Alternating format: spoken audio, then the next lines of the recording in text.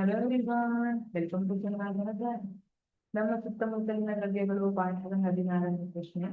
ಆವೀಕರಣ ಗುಪ್ತೋಷ್ಣ ಎಂದರೇನು? ಮೊದಲನೇದಾಗಿ ಆವೀಕರಣ ಎಂದರೇನು? ಆವೀಕರಣ ಅಂದ್ರೆ ದ್ರವ ಸ್ಥಿತಿಯಲ್ಲಿರುವಂತಹ ದ್ರವ್ಯ ಅನಿಲ ಸ್ಥಿತಿಗೆ ಹೋಗುವಂತದನ್ನ ಆವೀಕರಣ ಅಂತ ಹೇಳ್ತೀವಿ ಅಲ್ವಾ. ನೀರು ಕುದಿದು ದ್ರವ ಸ್ಥಿತಿಯಿಂದ ಆವಿ ಆಗ್ತಾ ಇದೆ, ಆವೀಕರಣ ಅಂತ ಹೇಳ್ತೀವಿ. ಹಾಗಾದ್ರೆ ಗುಪ್ತೋಷ್ಣ ಅಂದ್ರೆ ಏನು? ಗುಪ್ತವಾಗಿರುವಂತದ್ದು ಅಂದ್ರೆ ಏನ್ ಹೇಳಿದೀನಿ, ಗುಟ್ಟಾಗಿಟ್ಟಿರುವಂತದ್ದು, ರಹಸ್ಯವಾಗಿಟ್ಟಿರುವಂತದ್ದು ಅಲ್ವಾ. ಹಾಗಿದ್ರೆ ಗುಪ್ತವಾಗಿಟ್ಟಿರುವಂತಹ ಉಷ್ಣ, ಆವೀಕರಣ ಗುಪ್ತೋಷ್ಣ ಅಂದ್ರೆ ಏನು?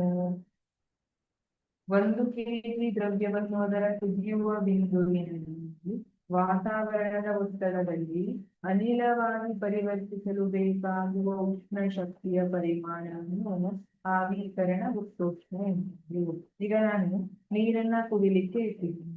ನೀರಿನ ಕುದಿಯುವ ಬಿಂದು ಎಷ್ಟು? 100°C. ನಾನೀಗ ಥರ್ಮೋಮೀಟರ್ ಅಲ್ಲಿ ನೋಡ್ತೀನಿ.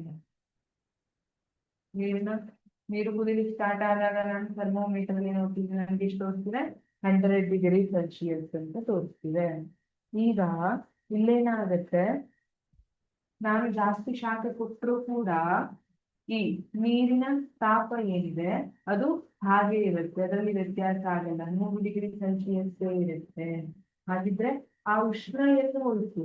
ಅದು ಆವಿಯಾಗಿ ಪರಿವರ್ತಿಸ್ಲಿಕ್ಕೆ, ಈ ದ್ರವವನ್ನ ಆವಿಯಾಗಿ ಪರಿವರ್ತಿಸ್ಲಿಕ್ಕೆ ಉಪಯೋಗ ಆಯಿತು.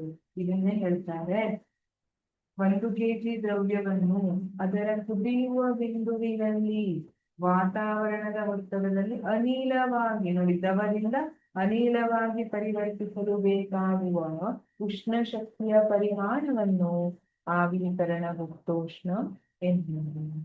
Thank you.